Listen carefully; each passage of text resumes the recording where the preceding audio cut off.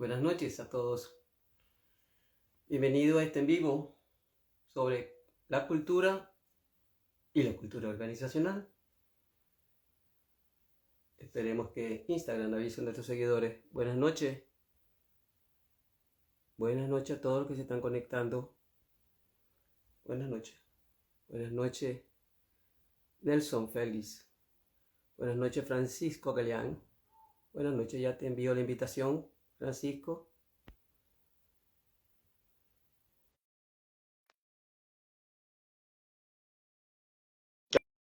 Ya te envío la invitación, Francisco. Hola, buenas noches. ¿Cómo estás? Bien, gracias. ¿Y tú cómo has estado? ¿Cómo ha estado el día? El día ha estado tremendamente ocupado. Sí, bueno, eso es bueno. Si se está ocupado es por algo. Es por algo Sí, útil, ¿cierto? bueno, sí, todos fueron cosas útiles. Útiles, no en el sentido utilitarista, pero hicieron provecho. Bueno. Buenas noches a todos. Bienvenido, Francisco. Bienvenidos a todos los que se están conectando a este en vivo, que abordaremos el tema de la cultura y la cultura organizacional. Nuestro invitado es el licenciado Francisco Calián, que le agradezco infinitamente el haber aceptado mi invitación para el día de hoy. Les agradezco a todas las personas que se vayan conectando, que dejen, bien sea en la cajilla donde está el interrogante en la parte inferior de la pantalla, sus preguntas y los comentarios los pueden dejar en el chat, que con todo gusto haremos las pausas necesarias para leerlas y poder dar respuesta a las mismas. Bueno, antes de iniciar, voy a dar una breve lectura del currículum de Francisco, una síntesis curricular. Francisco es especialista en antropología y docencia para la educación superior, licenciado en educación con formación en filosofía. Además, es conferencista internacional, docente jubilado de la Universidad de Carabobo en teoría del conocimiento, antropología filosófica y ética, docente de posgrado en desarrollo organizacional, psicosociología de las organizaciones y estrategias gerenciales competitivas, y es consultor y facilitador certificado por calidad total, director de programas educativos, gerente de educación y entrenamiento, coordinador de formación y facilitador en diversas organizaciones del sector público y privado. Así que un honor tenerte con ese currículum aquí. Para los que no me conocen, mi nombre es María Andrade Rodríguez, licenciada en Filosofía y con una maestría en Gerencia de Recursos Humanos, así como también me he dedicado a la consultoría organizacional. Bienvenidos a todos. Bueno, Francisco, la cultura. La cultura es una palabra que ha tenido una evolución muy importante desde que su etimología, cultur, que significa cultivo, agricultura, ¿verdad? Aunque yo siento que todavía, de alguna manera, es un cultivo, porque tiene que ver con el cultivar todas las creencias, valores, tradiciones que están presentes en un contexto social, bien sea familiar, organizacional, cualquier sociedad que esté constituida por seres humanos, por supuesto. Entonces, Seguramente, ¿perdón? seguramente así es. Bueno, Se oye y si no es, bien, por cierto. y si no es usted me corrige, y si no es usted me corrige. Se escucha bien. Mi voz. Yo te escucho bien, ¿y tú a mí? Sí, perfecto. Ok. Antes de abordar el tema, quiero decir que la, la cultura desde la filosofía también ha sido estudiada. Y yo creo que aun cuando no en estricto sentido, pero sí se puede entrever en algunos filósofos cómo se puede, a través de las teorías que cada uno de ellos desarrolló, aplicar al modelo de cultura, bien sea en la familia, bien sea en las organizaciones o en cualquier lugar que congregue a una comunidad determinada. En el caso de Sócrates, decía que solo a través del diálogo, de la conversación, era que podía fructificar la verdad. Por lo tanto, las organizaciones necesitan de la filosofía socrática para que esa verdad o lo que creen, una verdad temporal que cambia con el ir y venir del tiempo y las demandas entre las que esa organización se mueve, pues es necesario es una búsqueda continua de ella. Y con respecto a Heidegger, Martin Heidegger, creo que da aportes bien interesantes también a la cultura de las organizaciones, por cuanto que él habla de que nosotros somos seres arrojados allí y que nuestro sentido solo se va a consolidar en la medida en que entendemos ese espacio donde nosotros interactuamos. Entonces, también él se propondría, y creo que tendría un stock de preguntas que le haría a los líderes de las organizaciones, inclusive a los consultores organizacionales, sobre lo que la cultura puede dar y cómo puede ser abordada y tratada para lograr la trascendencia y el sentido de la vida en las organizaciones. Porque recordemos que el trabajo lo que le da es sentido a la vida y las personas, a mi juicio, son el alma de las organizaciones. Y las personas no van a las organizaciones solamente para ganar un salario. Van, como decía Abraham Maslow, a trascender, a buscar la autotrascendencia, que no solamente obviamente se da en las organizaciones, sino en todo el contexto donde el hombre se mueve.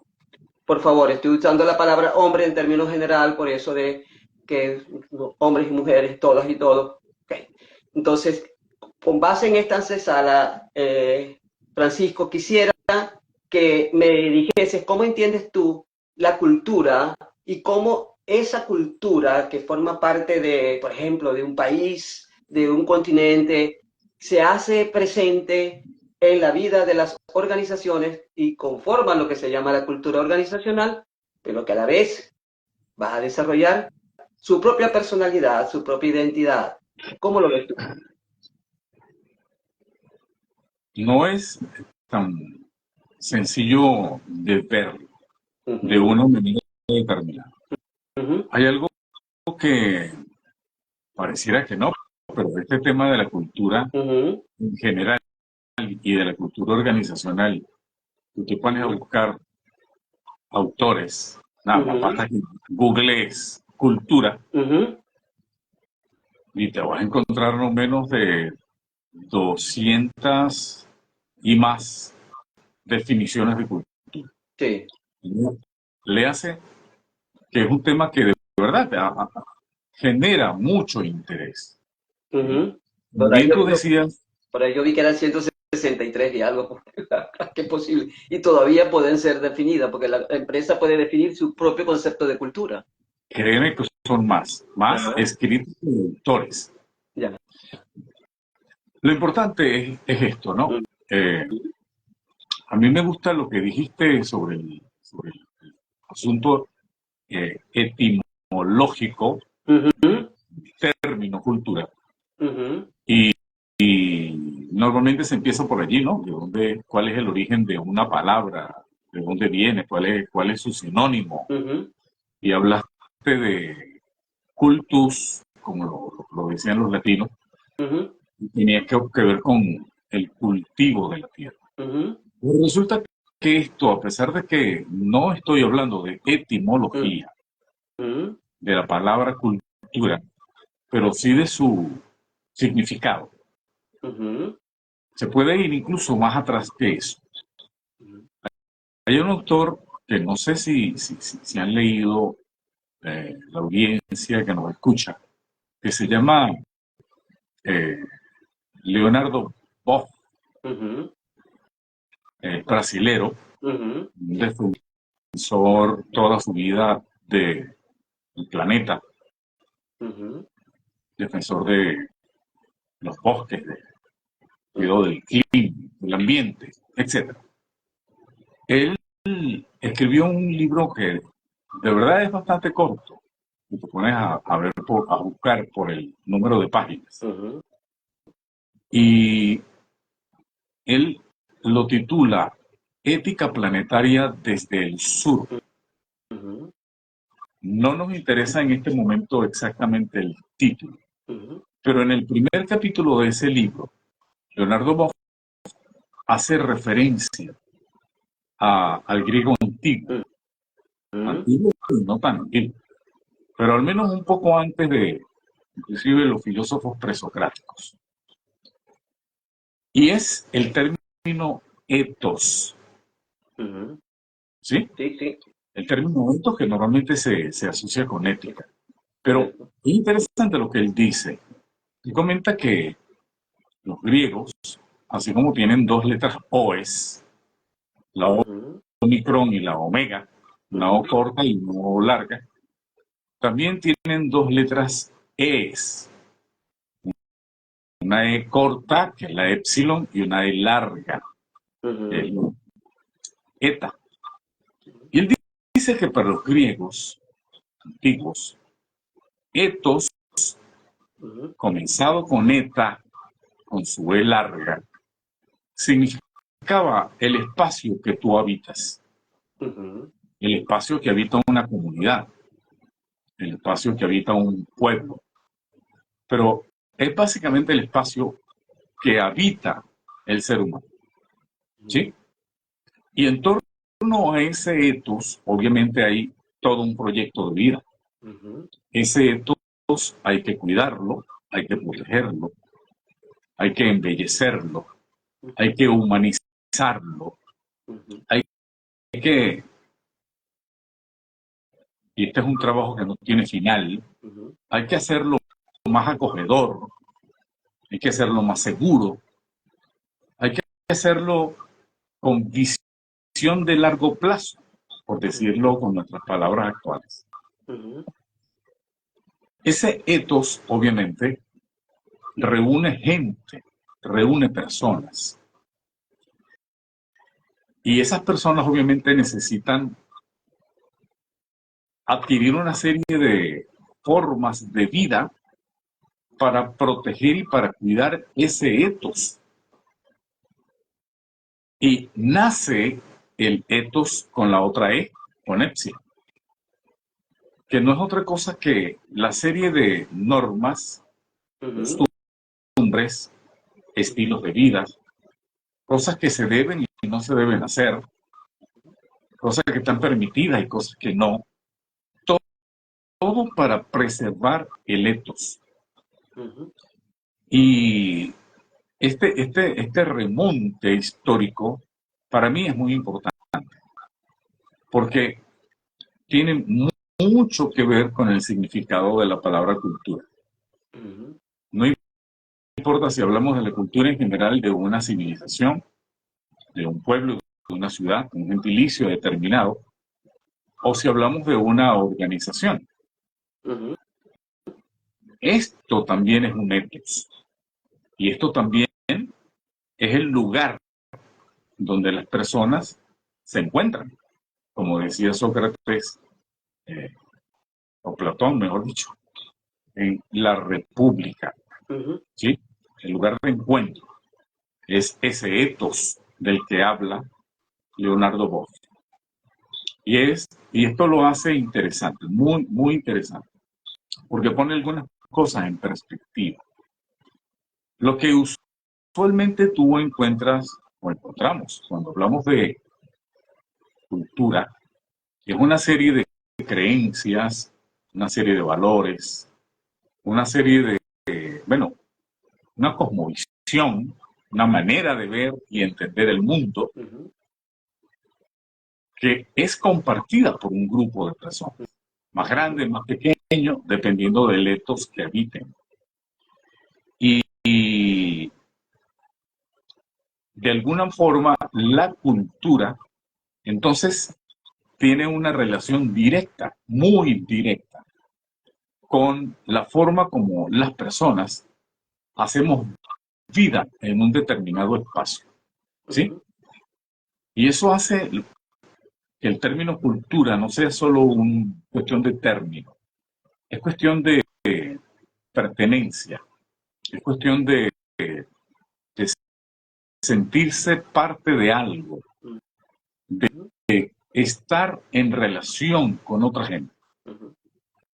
Y en función de eso, por supuesto, van surgiendo a lo largo de las generaciones, hablando de las civilizaciones que conocemos, va generando una serie de características, una serie de formas de asumir la vida, creencias, maneras de comunicarse, maneras de generar arte,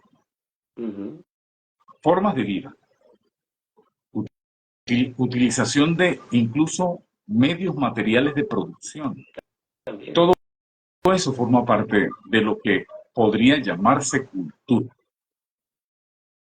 ¿Estás de acuerdo con eso? Sí, totalmente. Bien. Lo que pasa es que estoy de acuerdo conceptualmente. Ahora, Sí. en la práctica, no siempre se formaliza la transmisión de esos valores, tanto a No, nivel inclusive familiar como a nivel de una sociedad o una comunidad determinada, sino que la gente va aprendiéndolo por lo que escucha, por lo que ve, y los seguro. comportamientos que se repiten de alguna manera en ese lugar. Sí. Obviamente eso no es lo deseable. Lo deseable es que hubiese una, aunque hay en la educación quien se ocupa de enseñar eso, generalmente se nos enseña como algo teórico y no como una praxis para vivir mejor en medio de la influencia que tienen otros en nosotros y la que nosotros tenemos en ellos. Claro. Solo que, María, esto es apenas una arista Uh-huh. de la globalidad de lo que es cultura. Uh-huh.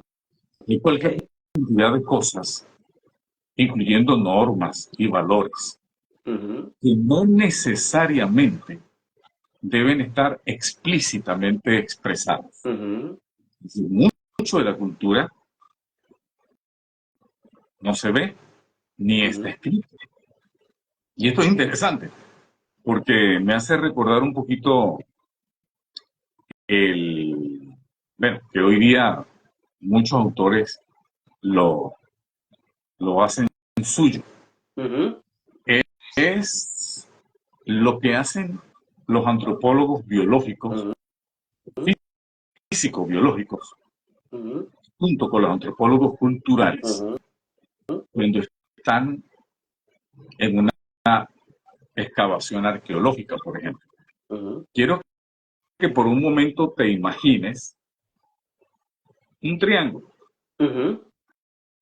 con un vértice Uh-huh. y una base. Uh-huh.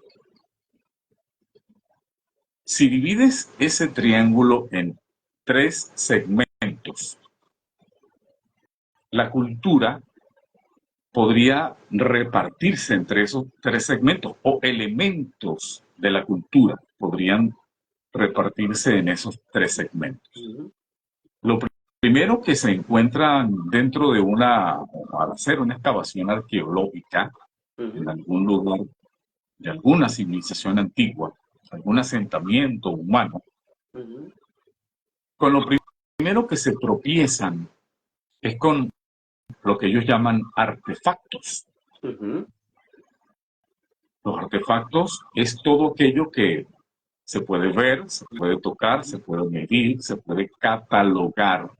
Uh-huh. Encuentran una pared, después otra, encuentran una vasija de barro, encuentran una punta de lanza, encuentran un instrumento para cortar, Uh-huh. encuentran hollín a medida que van excavando, encuentran huesos dispuestos de una determinada manera, no así como lanzados, sino colocados en una situación de mucho respeto. Uh-huh. No hay nadie allí hace cientos, quizá miles de años, que las personas que vivieron allí no existen, pero lo único que se puede ver son esta gran cantidad de artefactos. Uh-huh. En algunas excavaciones son muy ricos, con símbolos, con dibujo, con arte. Y viene el trabajo de los antropólogos que de alguna forma intentan darle una interpretación a esos artefactos. Uh-huh. Y tratan de, imagínate tú, saber a partir de esos artefactos quiénes vivían ahí, cómo hacían su día a día, qué creían sobre la vida, qué creían sobre la muerte, qué comían, cómo se hacían de sus alimentos. Y van pasando de los artefactos a algo que no se ve, al menos en esa excavación no se puede ver, que es el sistema de creencias y posiblemente los valores que esta civilización tenía. Por ejemplo, sí pareciera que creían en la muerte, más en la vida, más allá de la muerte. ¿Sí? Pareciera que su estilo de vida, imagínate tú que encuentren a un esqueleto con fracturas en el fémur, en un brazo masculino de 50 años, y que los antropólogos analicen que esas fracturas estaban sanadas al momento de su muerte. ¿Qué significa esto? Que seguramente este hombre era un guerrero y que fue, definitivamente, le fue mal en una de esas batallas. A lo mejor fue un accidente, pero imagínate tú que esta gente interprete que fue producto del estilo de vida que llevaba. Pero el hecho de que sus huesos hayan sido encontrados dentro del yacimiento, significa que a esa persona alguien o varios lo cuidaron, lo alimentaron, tuvieron compasión con él. ¿Ves el valor de la compasión sacado de un hueso que sanó antes de la muerte? De hecho, era una herida mortal, pero no murió de eso. Por lo tanto, alguien lo cuidó. De modo que detrás de los artefactos sí hay una forma de ver la vida, hay un estilo de vida, hay unos valores, hay unas creencias. Eso está en el segundo segmento del triángulo que te dije que imaginaras. En el primer segmento están los artefactos. En el segundo segmento están las creencias, los paradigmas, la cosmovisión, junto con los valores de esas personas. Debajo de eso hay algo a lo que definitivamente no tienen acceso en una excavación arqueológica los especialistas que allí van. Estoy hablando de algo que tiene que ver con, podríamos llamar una especie de inconsciente colectivo. Algo de lo cual las personas, no importa de qué edad, no son conscientes, sin embargo, está en la base de todo su comportamiento y de toda su creación cultural. Voy a pasar por un momento, al menos, una vez dicho esto, al menos por un momento voy a pasar al tema organizacional o al tema actual. Olvídate de los arqueólogos por un momento, pero quédate con el triángulo. Solo quiero que imagines que ese triángulo es como una especie de iceberg. Y que solo el primer segmento está sobre el nivel del mar. El de los artefactos.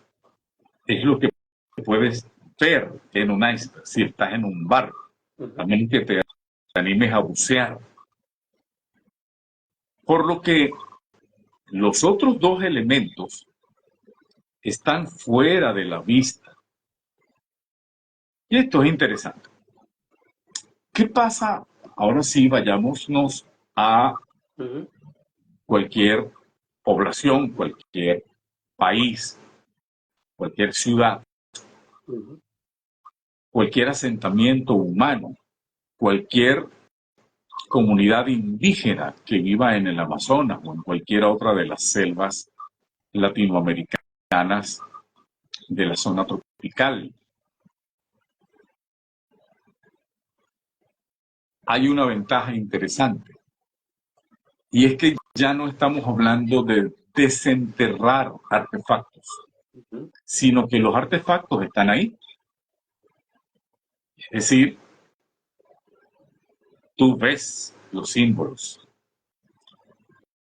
No tienes que hacer un gran esfuerzo para ver cómo se comunican. No tienes que hacer mucho esfuerzo para saber cómo comen, de qué comen, cómo viven, cómo se relacionan entre ellos, cuáles son sus pautas de comportamiento, a través de qué instrumentos se comunican, de qué manera lo hacen. Todo está a la vista. Por eso, para un antropólogo cultural actual que no analiza artefactos del pasado, sino que analiza la sociedad contemporánea viva, en pleno desarrollo, en plena actividad, o un asesor organizacional, como yo, por ejemplo, que va a una empresa para hacer, no sé, un estudio de clima organizacional, como lo llaman, o para hacer un estudio de moral laboral, que es relativamente lo mismo, relativamente lo mismo, y que son también elementos de la cultura de esa organización. Me sonrío un poco porque las personas te preguntan al segundo día, ¿cómo crees tú que está nuestra cultura? Y yo les respondo, ya va, 2 días es muy poco. Además, es muy atrevido decirlo en todo caso. El solo hecho de que me hayas llamado para esto implica que tú sabes que aquí las cosas no están bien. Totalmente. Porque si tuvieras no sé, la idea de que aquí las cosas están bien, no me hubieses llamado para hacer un estudio de clima. Bueno, a menos que sea como a veces muchas personas van al médico a hacerse un examen anual para ver cómo está su salud, aunque se sientan bien. En las organizaciones también es conveniente que hagan una auditoría de cómo va su funcionamiento, y ahí encaja la cultura, que además es la que influencia todo lo que sucede en esa organización. Así es. Esto es lo ideal. Si tú hablas con literalmente cualquier profesional de la salud que lleva estadísticas de cuántos de sus pacientes llegan por un chequeo para simplemente le toca pues, cada 6 meses. Y en comparación con ellos, ¿a cuántas personas atiende todos los días? ¿Por qué van? Porque ya están con un dolor que no aguantan, o con una pepa, como decimos aquí en Venezuela, que se nota que les duele, o un odontólogo porque ya no aguantan el dolor de muelas. Lo ideal es que no fuese así, pero así es. En las empresas pasa algo similar. Es decir, hacer un estudio de clima no suele ser, sino en alguna que otra corporaciones, un asunto que se haga de forma regular. Sí, hay corporaciones que conozco que es un requisito hacer un estudio de clima una vez al año. Sea que los gerentes piensen que todo está bien o que no. Necesitan un especialista, un experto con instrumentos ad hoc para que les diga cómo andan las cosas. Y con sus indicadores pueda decirles, la cultura se ha mantenido, en un nivel razonablemente conveniente, o no, ustedes han bajado. La gente está bastante más insatisfecha que el año pasado, por lo que había una serie de sugerencias que me gustaría hacerles, bueno, etcétera. Ya viene todo lo que tiene que ver con el informe del estudio y etcétera. Una pregunta, cuando dices un instrumento ad hoc, es porque primero tienes vamos a decir, hablas con algunas personas clave de la organización o repartidas por diferentes áreas que no necesariamente tienen, porque se puede tomar información de los que están en el medio, de los que están al lado, de los que están abajo, de los que están arriba, para tener una impresión más o menos aproximada de las cosas que están perturbando allí o las cosas que son favorables, y con base en eso hacer instrumentos para tomar la información, ¿cierto? Pero en cualquier estudio de este tipo, con quien primero hablas es con la alta gerencia. Claro. Ellos son los que pueden pedir tal tipo de estudio. Tú no vas a llegar allá, bueno, vienes de un estudio a ver qué tal. No, porque lo más seguro es que te cierren la puerta. Y lo que te quiero decir es que, aunque ellos te lo pidan, tú hablas con ellos y también aprovechas y puedes hablar con otros para ver cómo está la situación por ahí. Por eso es que cuando dice ad hoc, para yo ser un instrumento ad hoc, estaba hablando del instrumento. Claro, cuando el instrumento lo hago ad hoc es a las necesidades de esa organización, y las necesidades pueden ser vistas de manera distinta por un alto ejecutivo a una persona que está en una jefatura de división o a un trabajador de línea que también tiene una percepción de lo que está pasando en esa organización. Sí, o si la empresa es manufacturera o es de servicios. También. O si la empresa es grande o no. O cuál es su jerarquía, si es muy piramidal o más bien es plano. A eso es bien lo del instrumento ad hoc. Sí. Volviendo al tema de la cultura. Oye, bien, cuando tú llegas a una empresa, suponte que tú no vas a hacer ningún estudio de clima. Simplemente fuiste a una oficina porque te tocaba ir. Una oficina pública o privada. Tienes que hacer una determinada diligencia, una determinada gestión personal. Cuando tú vas como cliente, como usuaria a esa empresa, a esa organización, observas cosas. Claro. ¿Qué es lo que observas? Los artefactos. ¿Cómo están las paredes? ¿De qué color están pintadas? ¿Qué dicen los anuncios que están pegados de la pared? Pendones. Puedes ver cómo la gente de la empresa se habla entre sí. Tú estás ahí calladita, esperando tu turno, pero durante los 20, 30 o en algunos casos 1 hora que estás allí, en caso de que no te hayas llevado un buen libro para leer, mientras tanto, ves muchas cosas. Son artefactos. Y de esos artefactos te haces alguna idea. Epa, ¿cómo trabaja esta gente? ¿Por qué cada vez que fulano viene y se acerca a Mengano, lo ve de reojo, pone una cara como fruncida, hace cualquier cosa para deshacerse de él? Y eso es un artefacto también, una forma de comunicación. Y tú te preguntas, ¿qué tendrán estos dos? ¿Será que son pareja y la otra no quiere que el mundo sepa? A lo mejor. Hay cosas que comienzas tú, a pesar de que no seas ningún especialista. Yo, sin ser especialista, podría notar que los artefactos comienzan a decirme algo que no está tan a la vista y que me hace bajar en el iceberg. A veces no tengo tiempo y me atienden y me voy, ¿sí?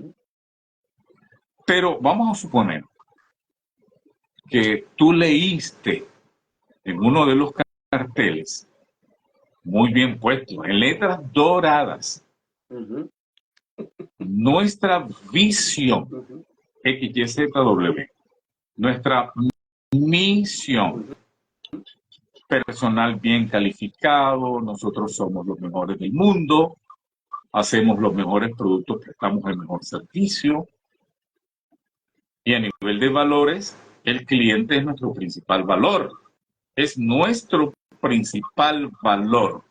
Pero mientras tú estuviste allí, pasaron 2 o 3 empaltosados, obviamente parecieran tener poder, porque los otros lo miraban así como que agachando la mirada y le decían como, sí, sí, sí, sí. Ah, este le manda a aquel, interesante. Pero esta persona te saludó a ti, ¿no? Pasó, se regresó con su cara. Él ni siquiera supo, se dio cuenta que tú estabas ahí. Y si se dio cuenta, no le interesó para nada que tú estuvieras ahí. Eras un 0 a la izquierda. De paso, cuando finalmente alguien te atiende, no lo hace de una manera mirándote a los ojos, de una manera amable. Te pregunta si de cualquier forma, llena papeles, atiende el teléfono, pero un momentico, mientras, no sé, habla con quién, de trabajo no es, obviamente. Mira, pero realmente eso no lo atiendo yo. Usted debió haber hecho la cola de aquella otra taquilla. Pero, ¿cómo? Yo tengo 1 hora aquí. Sí, pero haciendo una hora haciendo la cola donde no es. Al final, tú te crees aquello de que en esa empresa el cliente es el primero y que es una empresa donde la cultura del servicio es lo que los distingue. Te voy a contar una experiencia. Termino. Una vez fui a Venezuela a una telefonía. Okay. Estuve 1 hora esperando para que me atendiera. Cuando terminó de la atención, le dije a la señorita, ¿usted me acompaña? Un momentito, que quiero mostrarle algo. Y la llevé al pendón donde tenían esos valores. Y casualmente, como la mayoría cree que por decir que el cliente los primeros son los mejores, decía que el cliente era el primero. Y le dije, bueno, yo le voy a pedir a usted que revise si eso se practica aquí. Porque ni el tiempo de atención, ni la atención me satisface. Hasta ahí lo de... Es algo que habían algo. Es interesante lo que me comentas, María, porque en esos casos, todos esos principios, así se llaman, principios corporativos, visión, valores, simplemente son otros artefactos. Es decir, están allá arriba y quién sabe para quién es. Obviamente pareciera que los gerentes no creen en eso. Y si los gerentes no creen en eso, ¿el resto de la organización creerá en eso? No, obviamente que no. Qué triste cuando... El modelaje funciona. El modelaje funciona de arriba hacia abajo y de abajo hacia arriba. Así es. Qué triste cuando los principios corporativos no están donde deberían estar, es decir, en la parte intermedia del iceberg, donde deberían estar los valores y las creencias compartidas sobre algo, sobre el mundo, en este caso sobre el cliente. Porque esto nos pone en una disyuntiva muy complicada, ¿sí? Que comienza con por qué algunas empresas no son tan exitosas como otras. Definitivamente, lo que debería estar como debajo del océano, sirviendo como de base a los artefactos, no, es un artefacto más. Es decir, que debajo hay una especie de vacío. Hay una especie de resquebrajamiento. Y esto es importante. Si tú vas más abajo en ese iceberg, en ese triángulo sumergido, es encontrarte que el último de los segmentos que está más profundamente hundido es extremadamente importante y quizá tenga que ver con lo que tú hace rato comentabas sobre que hay cosas que no se dicen expresamente, pero que todo el mundo las conoce. Son los fundamentos inconscientes de la conducta humana. Ojo, posiblemente esto no lo estoy afirmando, pero algunos neurocientíficos ya lo están haciendo. De que allí, de alguna forma, está escrito en nuestro ADN que ha pasado de generación en generación, cómo debe ser un ser humano. Está eso que posiblemente llames intuición a veces, de que hay algo que no te cuadra. Son esos fundamentos inconscientes y que... Yo creo que allí en ese caso, discúlpeme, lo que priva es la inteligencia, la capacidad de relacionar. O sea, porque, las organizaciones, como toda sociedad, como toda conjunción de personas, actúa en función de lo que ven y de lo que se practica allí. Nosotros, ¿verdad? Como seres humanos, vamos a actuar de esa manera. Ahora bien, si ya lo tengo en el ADN, como dicen los neurocientíficos, se puede cambiar, porque el ADN no sé si se podrá cambiar. Es muy complicado. Entonces la tarea a veces de analizar algunas organizaciones es infructuosa. Porque si yo te digo, yo creo en la neurociencia y todas esas cosas, pero yo creo que se está pasando la mano. Porque si eso es así, entonces no hay posibilidad de cambiar el ser humano. Es posible que sí. Te comento algo que se dice de ello mucho antes de la neurociencia. Y que la neurociencia apareciera.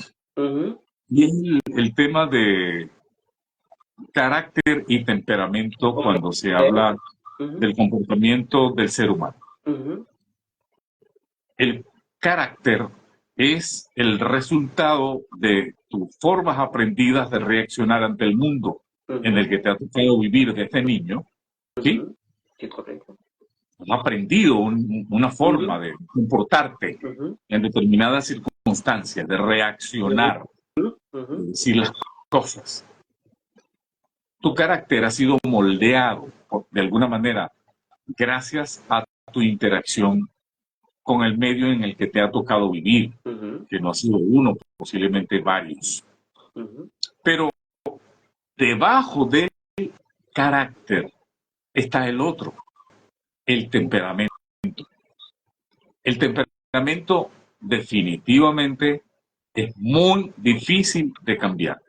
Y es lo que la persona es, se puede cambiar, independientemente del mundo que le haya tocado vivir. Los estoicos dicen que lo puede cambiar. Los estoicos dicen que lo puedes hacer. Sí, yo creo que todo es cambiable. Solo dije la palabra difícil, complicado. Yo también pienso como tú que todo se puede cambiar. Pero hay elementos del comportamiento humano que son más difíciles de alcanzar que otros. ¿Sí? Una persona en un momento de quiebre, en un momento, digamos, límite, en un momento de mucho estrés, en un momento de verdad brutal, por lo general su carácter se desvanece. El que pensábamos que era el más valiente del grupo, el que podía luchar contra todos, de pronto lo ves llorando en el suelo. Y el que pensaba que era un tímido, miedoso, introvertido, es el que termina sacando la cara por todos, Claro. una, otra y otra vez. El carácter tímido fue producto de una influencia del medio, y el carácter de,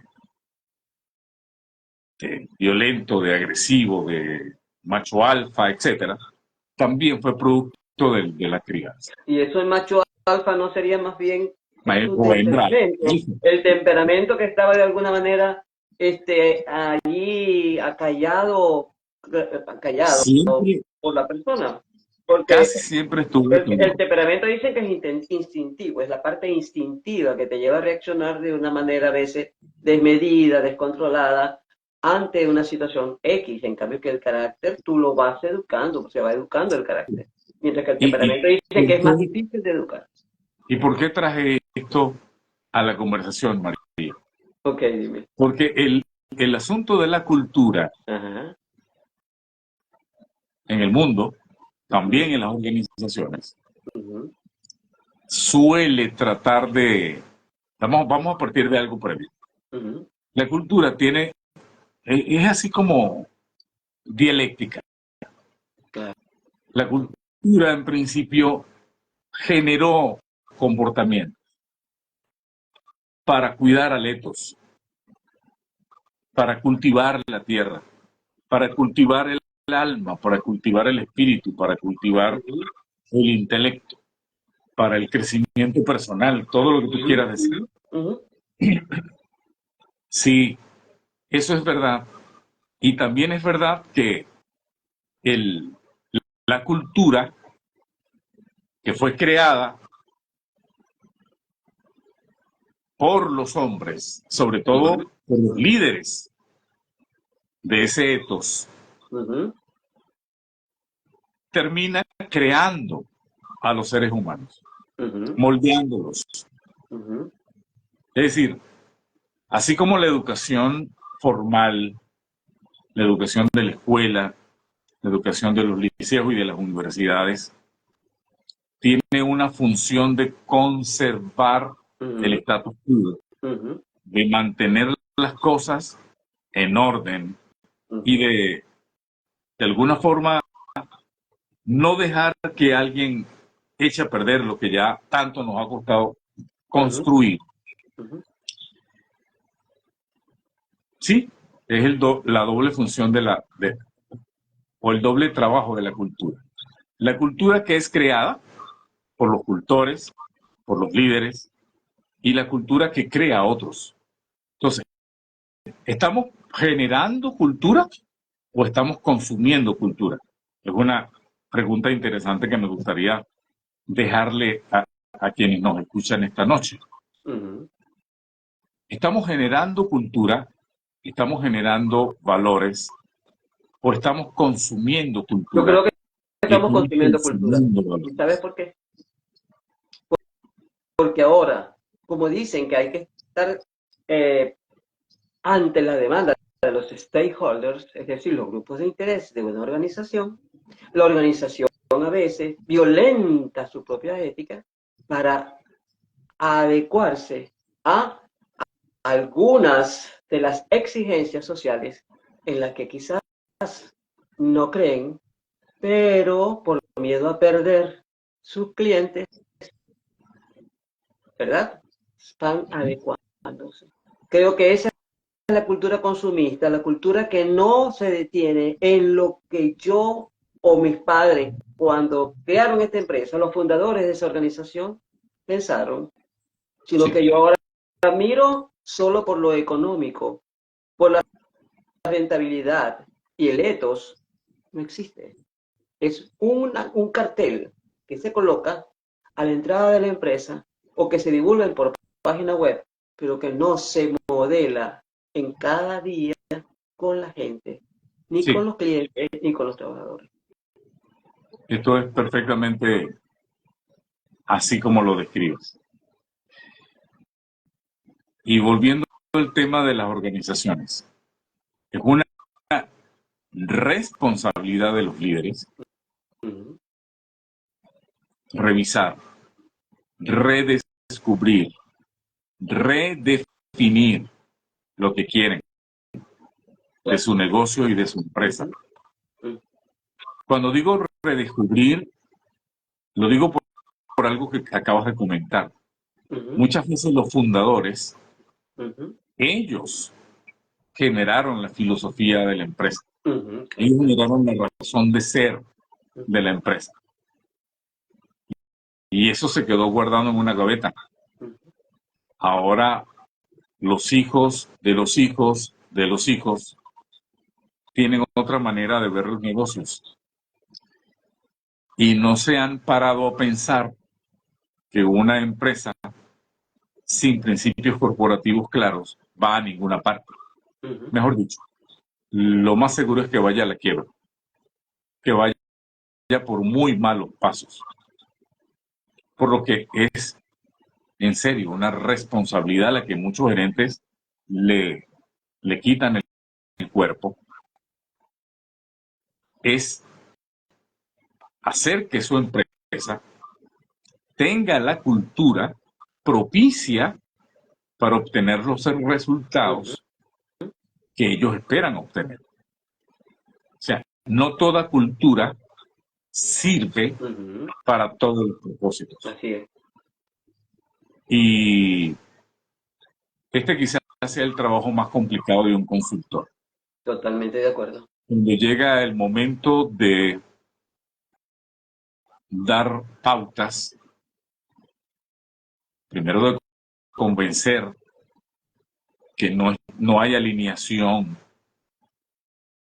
entre lo que la gente hace, incluyendo a los propios gerentes, y lo que ustedes pretenden que sean los valores de esta organización. Ustedes tienen que, por todos los medios, y yo insisto al menos, sobre todo por medio del modelaje. Totalmente de acuerdo. El modelaje es lo mejor para que las conductas se desarrollen en otros. Eso sí, modelaje con coherencia, con consistencia. Es que de otra manera caeríamos en lo mismo. Un modelaje incongruente, incoherente, está dándote siempre un doble mensaje. No, porque puede ser utilitarista, ¿eh? Y el resto de la organización, al final, primero termina no entendiendo qué es lo que quieren decir. Porque se contradicen normalmente. Lo que dicen y lo que hacen no está alineado. De modo que la gente que trabaja en esa organización, en esa empresa, en ese emprendimiento, como le quieras llamar, terminan a no creer y terminan, y esto sí es lamentable y es bastante común en nuestras empresas contemporáneas, que las personas comiencen a ir a trabajar porque necesitan mantener unos hijos, porque necesitan mantener un hogar y necesitan un salario. No van por otra cosa. No van porque les guste ir, porque les entusiasma su trabajo, porque aman lo que hacen, que es lo que debería ocurrir de letos para acá, sino que van porque no tienen otro remedio que ir. Es correcto. Y es lamentable, y es lamentable. Y mucho tiene que ver con el tema cultura. Ahora, dime tú, ¿cuántas personas realmente crees tú que se gradúan o aprenden un oficio y piensan que quieren ir a una organización a crecer, a aprender, a relacionarse, a convivir con ese espacio de una manera que te permita influenciar, ser influenciado positivamente, poder sustentar tu vida con un sentido de trascendencia, vuelvo a repetirlo, ¿verdad? O cuántas personas realmente se han puesto a pensar en eso, ¿ok? No, bueno. Porque inclusive en el tema de la cultura organizacional, quizás las grandes corporaciones, habría que meterse dentro de ellas como para ver qué tan sólida es esa cultura sólida en ese instante, porque pueden, Sí, sí, pueden cambiar, ¿verdad?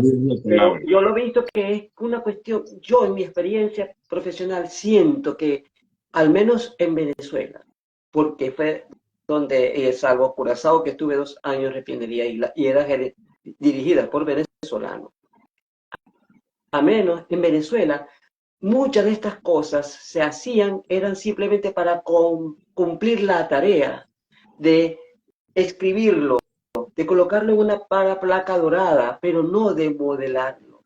Entonces, yo no sé cuánta conciencia realmente se ha generado en el transcurrir de los años, como para decir, hemos ganado, o sea, en el sentido de, sí, ahora los gerentes nuestros están pensando que no es cuestión de escribirlo, sino de modelarlo y de que la organización sea un medio para que la gente se desarrolle, para que la gente inclusive encuentre su propia espiritualidad, su sentido de ser humano, porque insisto, son las almas de la organización de los trabajadores. Y entonces, sí. si eso no se, Tu pregunta, no se desarrolla, eso simplemente va al vacío y se paga sí. mucho dinero a consultores y ya. Tu pregunta en términos de cuántas personas van a una organización con esas aspiraciones. Ajá, okay. De crecer, de sentirse identificadas y desarrollarse como personas y desarrollarse espiritualmente. No tengo conocimiento. Pero puedo decirte que cuando alguien sale de una universidad, posiblemente no tenga la madurez para pensar en estas cosas. Por eso. Pero hay algo que sí sería interesante que comente, sin ánimo de criticar a ninguna corporación. No. Inclusive algunas que conozco, sin ánimos de criticar. Pero creo que fue Leonardo Boff. No, Leonardo Boff, no. Tiene un apellido mucho más complicado y más difícil de recordar. ¿De dónde es? Leonardo Schwartzstein. Ok. Él es latino también. Okay. Él tiene un libro que se llama Psicosociología de las Organizaciones. Okay. Interesante de conseguir. Y él dice que todas las personas, sobre todo jóvenes, recién graduados, tienen en su mente una especie de organización convocante. Ok. ¿Cómo lo expliqué? Una organización convocante es aquella organización donde a ti toda la vida te ha gustado trabajar. Ah, eso sí es cierto. Eso sí también, eso sí es verdad. Es una organización donde tú, bueno, te ganarías la lotería si algún día tuvieses la oportunidad de llenar una solicitud, entregar tus credenciales y ser admitido como empleado. Esa organización convocante, pero nada, hace felices a muchas personas. Pero resulta que las organizaciones convocantes, en buena medida, no digo que todas, que son, cualquier organización puede ser convocante, no tiene que ser ni grande ni chiquita. Es convocante por sus valores, ¿viste? Es convocante por sus valores. Así como es cierto lo que te voy a decir, nadie vende lo que hace. Nadie. Ni tú, ni yo, ni nadie. La gente compra no lo que hacemos. La gente compra quiénes somos. La gente compra en quién creemos. La gente compra con qué estamos comprometidos. Y eso no hay manera de esconderlo. No hay manera de ocultarlo. Volviendo a las organizaciones convocantes, en muchas ocasiones ocurre que dentro de estas organizaciones que yo creí convocantes en algún momento de mi vida, lo que está pasando es algo tremendamente desastroso. Y es que una vez que entras allí, comienzas a formar parte de una maquinaria que simplemente te desgasta y te desgasta al punto tal de que cuando ya no tienes el rendimiento que se espera que tengas allí, sin el mínimo dolor, sin el mínimo sentimiento, no sé cómo llamarlo, sin el mínimo respeto, quizás es la palabra, simplemente te dejan fuera, o sea, te desechan. En los negocios se dice que no deben intervenir las emociones. Graso error. Totalmente. Graso error. Pero pasa que las organizaciones convocantes terminan no siendo tan bonitas por dentro como parecían ser por fuera. ¿Sabes algo? Y tiene que ver de nuevo con que lo que yo veo en una empresa, además de su edificio, sus carteles, sus ejecutivos caminando por la calle con el logo de la empresa bien estampado en su lado izquierdo, son artefactos. Y ya te dije, los artefactos que no están alineados con los valores son solo eso, artefactos vacíos. De modo que tenemos culturas organizacionales tan desequilibradas, tan desalineadas, que sus elementos, yo llamo a una organización un ecosistema. Y llamo a la gestión de una organización un ecosistema de gestión. Pero resulta que, hablando de cultura, la cultura de algunas organizaciones, ese ecosistema está enfermo y en vías de desaparecer. Así como están desapareciendo nuestros ecosistemas naturales por el calentamiento global, por la acción humana, por lo que quieras decir. Pero los ecosistemas de gestión también están pasando por una enorme crisis. Y una crisis es la falta de alineación y coherencia entre lo que mostramos, nuestros artefactos, y quiénes somos. ¿Sí? Y estas son cosas que se pueden tratar. Como dijiste, nada es imposible de cambiar. Y hay empresas que creen que con cambiar los artefactos, pintarlos de color y ponerlos de otra manera, con eso ahora somos otra empresa. pues no, es verdad. No es verdad. Una empresa que no dote de sentido cada día a sus trabajadores, no va a. Los que se queden serán meros seres mecánicos que harán las cosas, pero sin el compromiso necesario. Porque aún en las grandes corporaciones, yo conozco casos donde tenían una imagen muy buena, la gente quería ir a trabajar por los beneficios sociales y económicos que esa organización proponía. Pero ahora, hay quien decía que, hay quien decía que a la hora de que se evaluara una vez al año a la gente, quien iba hacia arriba era el que se quemaba el pecho haciendo parrilla para el jefe de su casa. Claro. Y este tipo de cosas, hablando de nuevo de cultura organizacional, cuando tú estás dentro de una empresa y manejas, sabes cómo es que se bate el cobre en esa empresa, independientemente de lo que digan los papeles y los principios corporativos, sabes que si haces cierto comportamiento serás premiado. Pues, ¿qué vas a hacer? Seguir los principios, no hacer esos comportamientos. Es que además tampoco estoy violentando nada, porque si lo que me estoy violentando a mí misma, pero no estoy violentando los principios de la organización, porque yo estoy dando cuenta que las cosas están sucediendo de forma diferente. Y si yo quiero ahí, por una cuestión de comodidad, de no salir de mi zona de confort, estar en esa organización, entonces yo voy a adecuarme a lo que veo allí. Claro.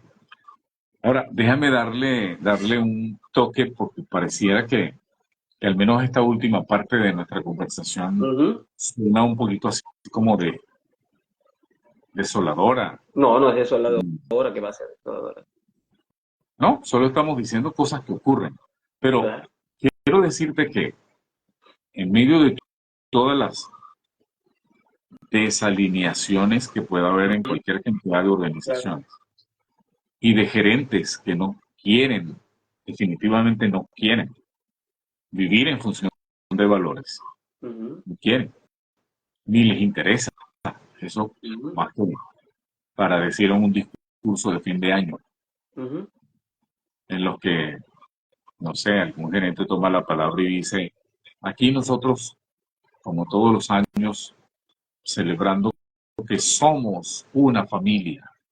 Y cuando yo estoy en alguna cena navideña, por ejemplo, en alguna organización, no puedo no reír, porque conozco a la empresa durante el resto del año. Y familia para nada son. Es verdad que todas las familias tienen sus problemas y tienen sus conflictos, pero no es para estar brindando porque son. Pero bueno, aparte de eso, para no ponerme de verdad pesimista, te comento algo.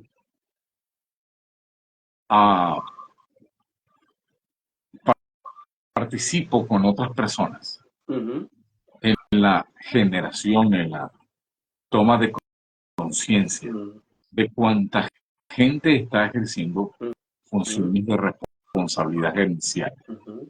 Cuánto empresario logro encontrarme por allí. De crear una especie de movimiento. Mira, el mundo, lo digo desde Venezuela, obviamente, y esto vale para todos. El mundo necesita organizaciones diferentes, frescas, que aporten valor, que tengan valores, que inspiren, que cuiden el planeta, que sean humanas, que volvamos de alguna forma a pensar en el etos, no en el etos que puede ser un pueblo, una ciudad o una nación o un continente, sino en el etos planetario, como decía Leonardo. Sí, yo soy optimista de que sí hay un movimiento que posiblemente no sea tan escandaloso. No olvides que el mal hace mucho ruido, mucho ruido, inclusive por las redes sociales. Mucho escándalo. Las cosas buenas que se hacen normalmente son silenciosas. Yo soy testigo de gente que está reorientando sus vidas personales, sus vidas de trabajo, como gerentes incluso, como líderes incluso, hacia otros horizontes. Sí, yo soy bien optimista al respecto. No soy un pesimista del futuro. No, yo tampoco soy pesimista del futuro. Optimista del futuro. Lo que pienso es que ojalá cada día sean más las organizaciones que conscientemente hagan cambios a favor de su visión, de lo que es su misión, de lo que le entregan a sus clientes y fundamentalmente de la vida interna de sus trabajadores. Allí estamos de alguna manera nosotros, María. Al menos yo estoy ahí. Es decir, lo que yo llamo mi círculo de influencia. Estamos hablando de mi círculo de control. Trato de utilizarlo para eso. Todo el mundo tiene un círculo de influencia. Pero cuando tú ves en qué está influyendo mucha gente, te asustas. Porque están influyendo para la superficialidad, están influyendo para la deshumanización. Creo que hay formas de influir, y una forma de influir es a través de la educación, de la formación, Sí. Y la formación interna, no estoy hablando, o sea, las escuelas necesitan mejorar su sistema de concientización, de formación de la gente en las universidades. Y la organización debe ser una continuación de ello, con el ejemplo primero y con la formación y la capacitación de la gente también. Mira, me quedan como un 20% de batería, ya tenemos una hora. Quisiera hacerte una pregunta. Ya tenemos una hora Ya hablando. tenemos una hora hablando. Sí. Pues ni modo. Quisiera hacerte una pregunta. ¿Cuáles crees tú que son los cambios sustantivos que tienen que tener las organizaciones para adecuarse a este entorno de tanta conmoción, porque vivimos en un mundo de conmoción, de tal manera que sean humanas, demasiado humanas, como decía Nietzsche? Sí. Mira, nosotros ya durante esta conversación hemos respondido en buena parte de tu pregunta. Cuando hemos estado hablando de ese elemento de una cultura organizacional, que son los valores y las creencias, que están en esa parte, el piso intermedio, por debajo de los artefactos.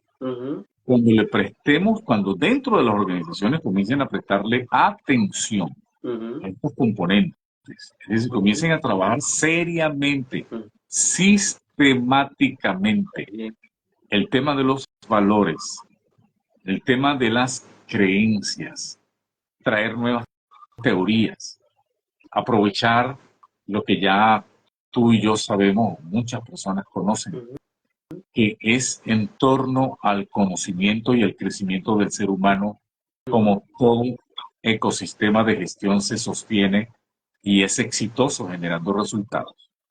Cuando esos pequeños pero gigantes cambios comiencen a ocurrir, las cosas serán pero diametralmente distintas. Totalmente. Provocará ver a las organizaciones trabajando. Y cuando digo empresas sólidas, estoy hablando no de solidez en términos de robustez, de fragilidad y la otra palabra que casi no uso, pero antifrágil. Me refiero. ¿Ah? Antifrágil. No, ya lo de antifrágil lo dije. El ser, ¿cómo se llama? Resiliencia. No, una organización sólida es sólida porque ante los cambios vertiginosos, como tú dices, tienen una médula espinal, que, que genera la energía suficiente para que maneja además el conocimiento y permite que ese conocimiento fluya a lo largo y ancho de toda la organización. La empresa se vuelve suficientemente capaz de afrontar cualquier situación por adversa que sea. Se vuelve de hecho antifrágil.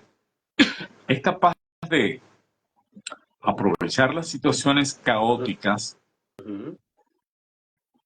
aún las situaciones caóticas, estresantes, para obtener beneficio de eso. Y esas empresas existen. Claro. Y esas empresas se van a hacer más cada día. Claro. Y yo pienso que allí yo convocaría a mi amigo Aristóteles, porque Aristóteles dice que el fin último del ser humano es la felicidad. Una organización que promueve felicidad lo promueve en todo lo que hace, en la relación con sus clientes, en la relación con sus trabajadores, en la relación con su entorno, en la relación con ese ecosistema con el que del que él se nutre, externo e interno. ¿Cuánto te queda de batería? Te quedan. Cuando me quede el 15%, él me avisa. ¿Y ya te avisó? No me ha avisado, pero está a punto de avisarme, creo yo. Pero no, pero quiero escuchar. Yo te aviso, Francisco. Yo te aviso. Cuando hablaste de Aristóteles y el fin último es la felicidad. No es solo Aristóteles. todos los planteamientos éticos de todas las filosofías que han existido, al menos en Occidente, de Tales de Mileto para acá, todos han dicho que el fin último de la ética que plantean, algunas escuelas filosóficas simplemente no plantean un tema ético abiertamente, pero los que lo plantean, todos dicen que el fin de la ética es encontrar la forma en que la gente llegue a ser feliz. Y la felicidad es una consecuencia de una serie de causas. Claro. Para mí, una de las fundamentales es cómo tú, como empresa, te manejas y estás alerta ante los cambios, tanto externos como internos. Hay que estar alerta ante los cambios. Ahí entra Heráclito. Todo cambia. Heráclito con sus átomos, su teoría atómica. No, en serio, que fue el de la... Demócrito de la teoría atómica. Demócrito. Sí. Heráclito habló de la teoría atómica, pero no solo de la teoría atómica, sino de la teoría del cambio. Del cambio, por eso te digo. Que nadie es capaz de bañarse 2 veces en el mismo río. Es correcto. Y es así. ¿Te parece que te estás bañando en el mismo río de la semana pasada? Pero no, esa agua quizá ya está en el mar, en la que tú te bañaste. Te bañas en el Orinoco, el nombre, pero el Orinoco. Sí, el Orinoco con más razón. Sí. Bueno, dime una cosa, ¿y cómo está la situación, como haciendo una visión muy rápida de las empresas venezolanas? ¿Cómo en tu trabajo de consultoría sientes que hay un despertar? Sí, claro. Lo hay. Desde hace algunos años para acá, no digo muchos años, pero sí varios años para acá, ha habido un movimiento no solo de inversión, sino de personas que están asumiendo el riesgo de construir país desde dentro. No esperar que desde fuera alguien venga a resolver nuestros problemas. Los problemas de los venezolanos los resolvemos aquí. Y buena parte de lo que nos ha hecho mucho daño es que muchas de nuestras grandes empresas, por una razón o por otra, hay cosas de las que no quisiera hablar. No fue en esta conversatorio, por lo general no hablo de eso nunca. Pero independientemente de las razones, una de las cosas que generó en Venezuela un terrible caos es que muchas empresas cerraron la puerta. Pero esas puertas se están reabriendo por una causa o por otra, por una razón o por otra. Y lo sé porque hay personas que sí, que solicitan tu servicio y que creen en esto. Por eso te digo que tengo una visión optimista. Qué bueno, me alegra del mucho. Futuro, no de Venezuela, del futuro del planeta, del futuro de los países latinoamericanos. Tengo esa visión optimista. Fíjate, Francisco, hay algo que me llama la atención. Cuando las organizaciones, para sus propios análisis y sus procesos conversacionales, están promoviendo el desarrollo del pensamiento crítico, es fundamental. De hecho, una de las cosas que promueve el foro de Davos es desarrollar el pensamiento crítico de los trabajadores, para que dejen de ser hasta trabajadores, se conviertan en los trabajadores reflexivos, que me estoy explicando, y estoy hablando de trabajadores reflexivos a todos los niveles. Sí. ¿Cuánto se está promoviendo? Se está promoviendo.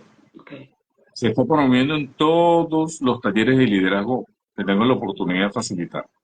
Es decir, si de verdad crees que el conocimiento es el centro o parte del centro y el crecimiento del ser humano son el centro de un ecosistema de gestión, tú debes promover ese conocimiento, tienes que promover ese crecimiento y por lo tanto tienes que promover el pensamiento crítico.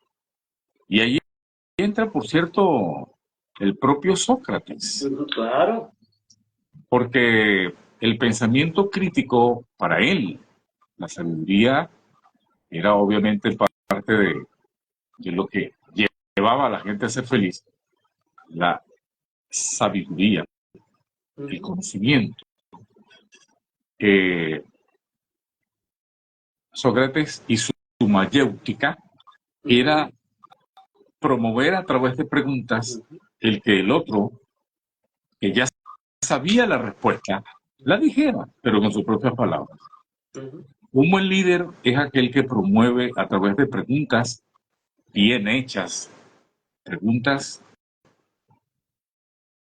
bien intencionadas a su gente, la necesidad de abrir sus cabezas a nuevas opciones, a nuevas maneras de enfrentar un determinado problema.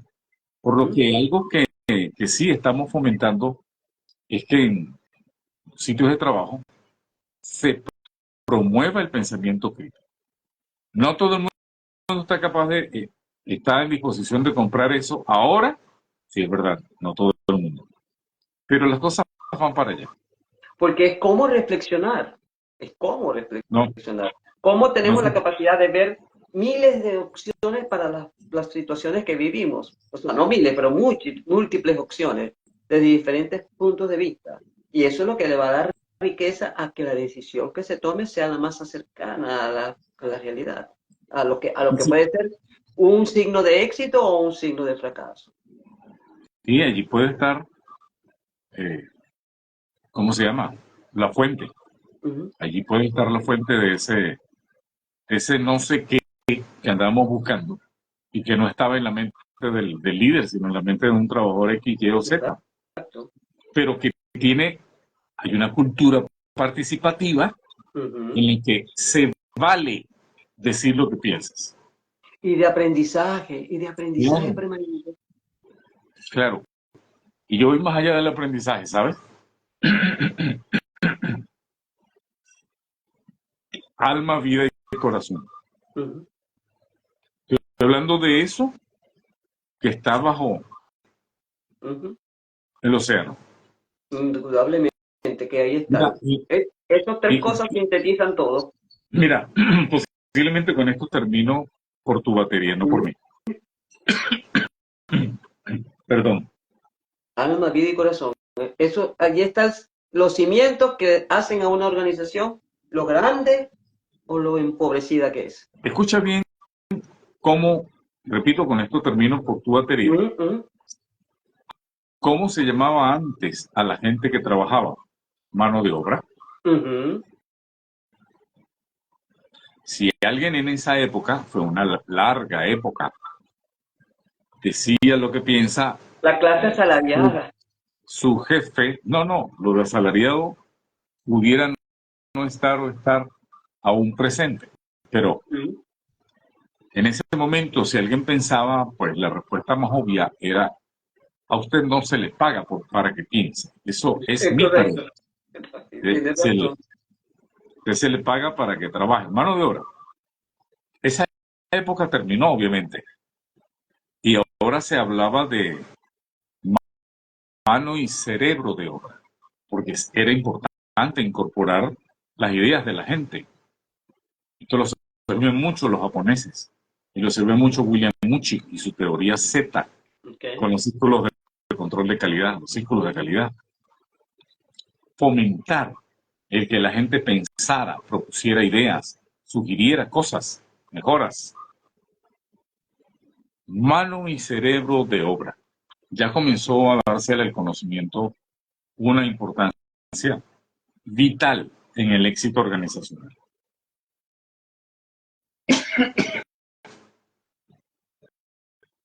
Hoy día, estas dos cosas se mantienen, pero no son suficientes para mantener a una organización justamente a flote, justamente cabalgando las olas de los huracanes, sino con todos los elementos que necesita para mantenerse. Cuando digo mantenerse, quiero decir hacer sostenible Sostenible. el crecimiento y el éxito. Y es lo que ahorita llamé alma, vida y corazón.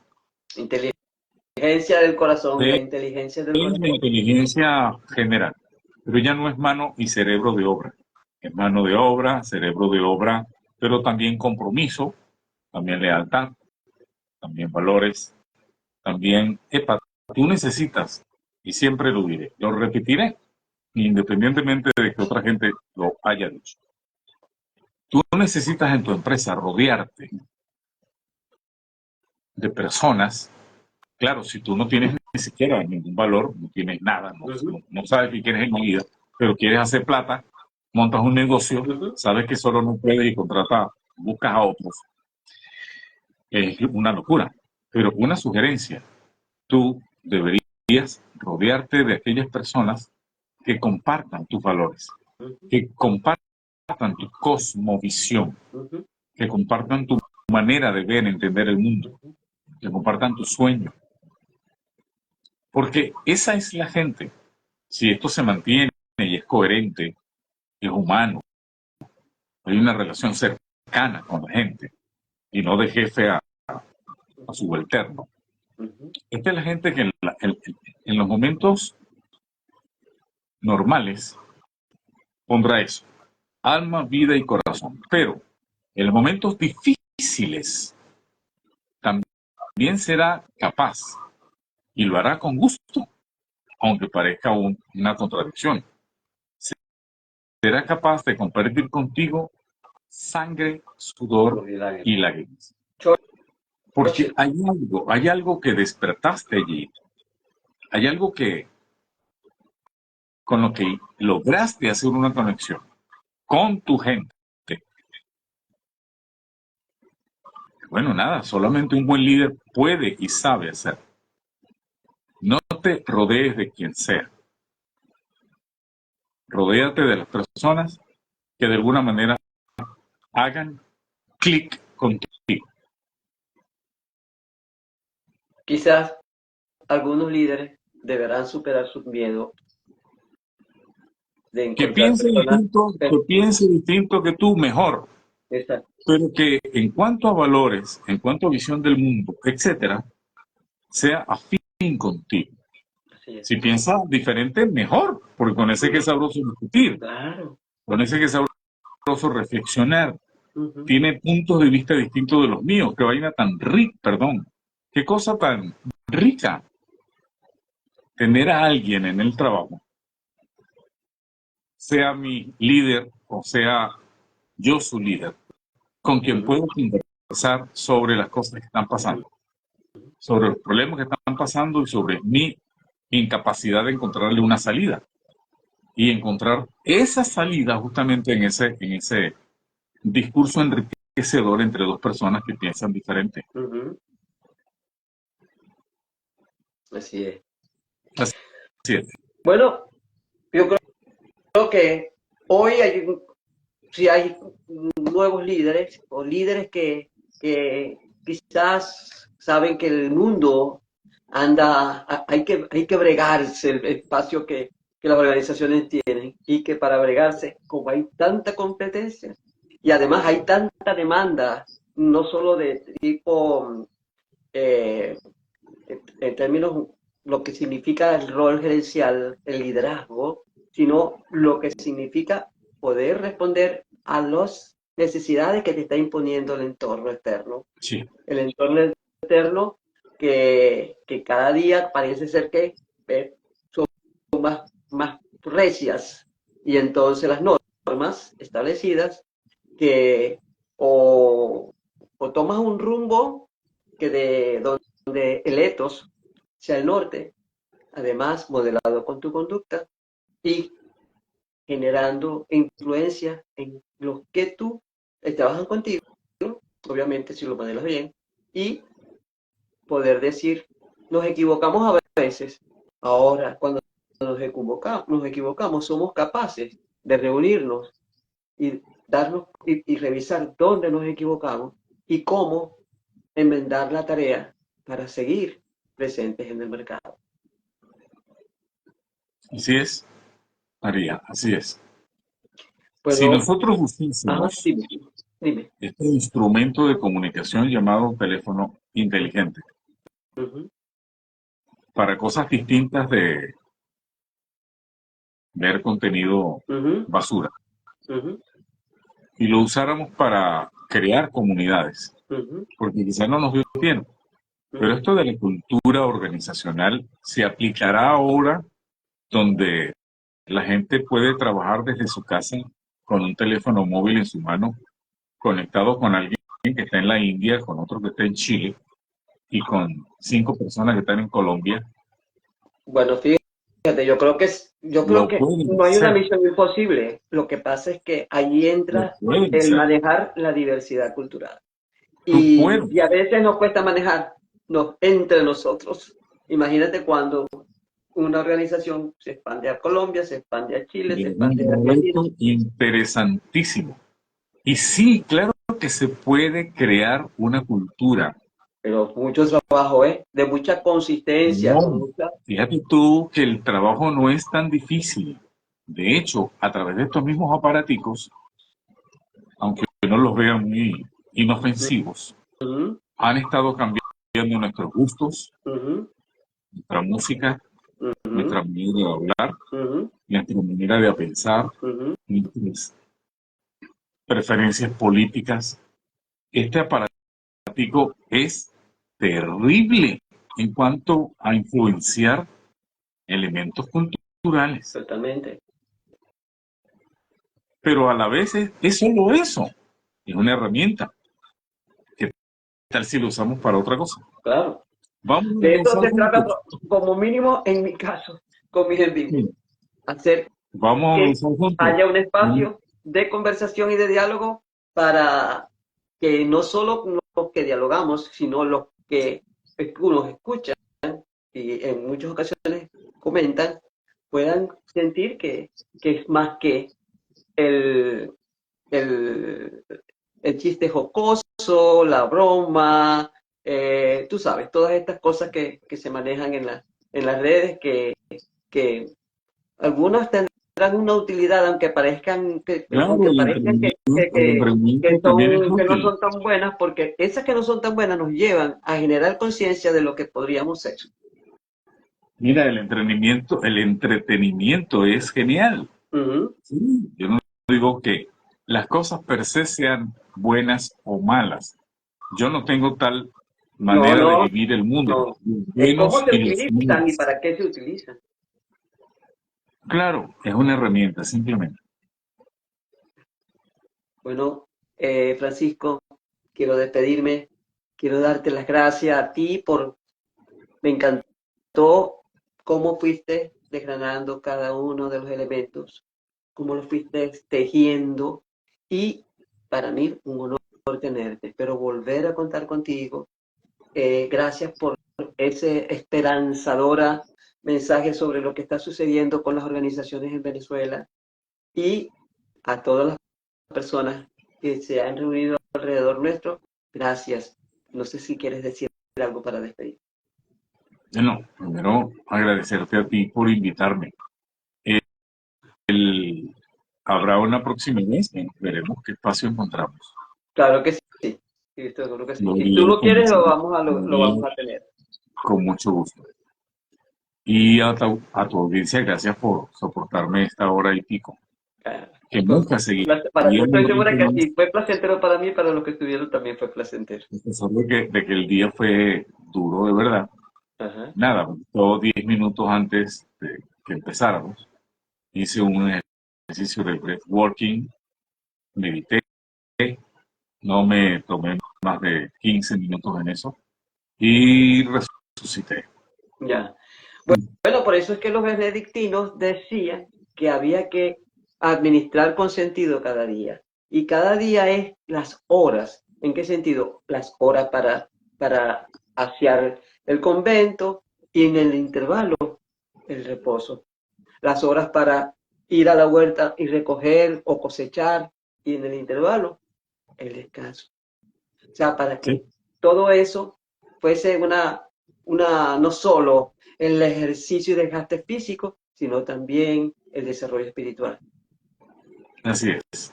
Bueno, buenas noches. Bueno, de nuevo, gracias. Tenga una buena noche. Ponga a cargar ese teléfono, por Sí, ya lo voy a favor. cargar. Voy a descargar ya el vivo. Gracias a todos. Feliz noche.